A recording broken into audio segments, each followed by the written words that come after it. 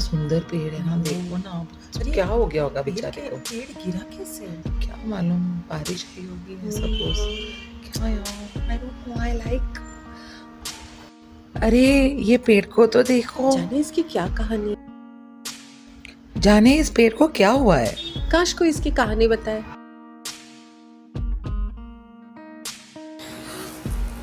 कौन है आप? अगर हम गिर जाए, मिट जाए, पर हमारा वजूद कभी नहीं मिटेगा। आओ बच्चों, आज मैं तुम्हें अपनी कहानी सुनाने जा रही हूँ। अरे आप कौन है?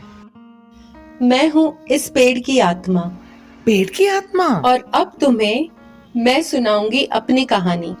तो आओ मेरे साथ। चलो चलो चलो चलो, चलो। हम पेड़ इस मिट्टी से जन्म लेते हैं और हमेशा इसी से जुड़े रहते हैं। मैं जब छोटी सी थी, तब से ये तितलियां, कीड़े मकोड़े मेरे साथ खेलते थे और मेरे साथ रहने लगे। हमारी दोस्ती जिंदगी भर की हो गई। ओह वाह, हाँ। हम सब सूरज दादा को देखकर दिन शुरू करते थे वाह। और उसी धूप में मैं अपना खाना बनाती थी।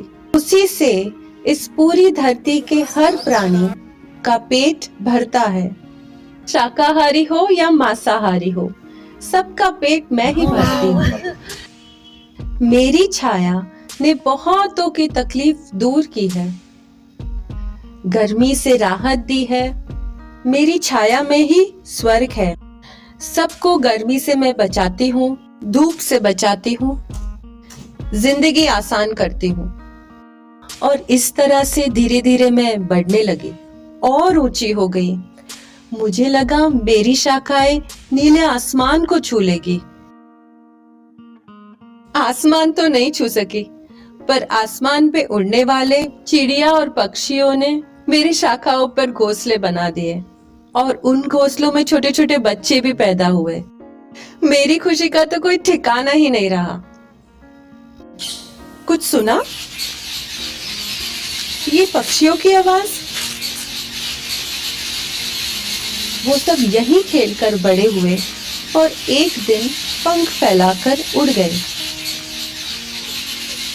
मैंने अपनी जिंदगी में बहुत से लोगों के सफर देखे हैं।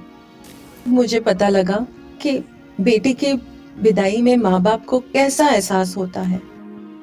खैर, आगे बढ़ना ही तो जिंदगी का नाम है।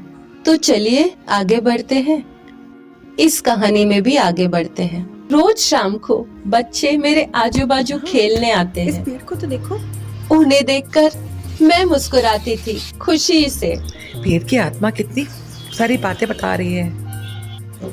मेरे सूखे पत्ते भी काम आते हैं। धरती में जब समा जाते हैं तो नए पौधों को जन्म देते हैं। हम पेड़ बहुत से जीव जंतुओं को आसरा देते हैं। जैसे ये देखो, मकड़ियों का जाला, और ये छोटे छोटे चींटियों का घर, और ऐसे बहुत सारे जीव जंतु मुझ पर निर्भर है। पर कभी कभी लोग मेरे फल तोड़ने के लिए मुझ पर पत्थर फेंकते। कोई मेरा दर्द सुन नहीं पाता था। बहुत लोगों को तो एहसास भी नहीं है कि मुझ में भी जान है। सचमुच में पेड़ हमारे सच्चे साथी है। मेरी छाया में बैठकर ही सिद्धार्थ, उन्हें निर्वाणा की प्राप्ति हुई थी और वो गौतम बुद्ध बने थे। मेरे फूल न सिर्फ भगवान के चरणों में चढ़ाए जाते हैं और बहुत लोग मेरी पूजा भी करते हैं। हमारे मिटने के बाद भी हमारा वजूद कभी नहीं मिटता। मेरी लकड़ियां जलती हैं ताकि दूसरों के घर में चूल्हा जल सके। सबके घरों में मेरी मौजूदगी है।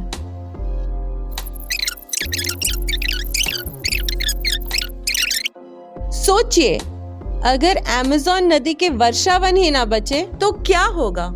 क्या ये दुनिया सांस ले पाएगी? नहीं, सर्वनाश ही सर्वनाश। अगर आपको आपकी आने वाली पीढ़ियों के लिए कुछ करना है तो पेड़ों की सुरक्षा कीजिए, क्योंकि पेड़ है तो ही जिंदगी है।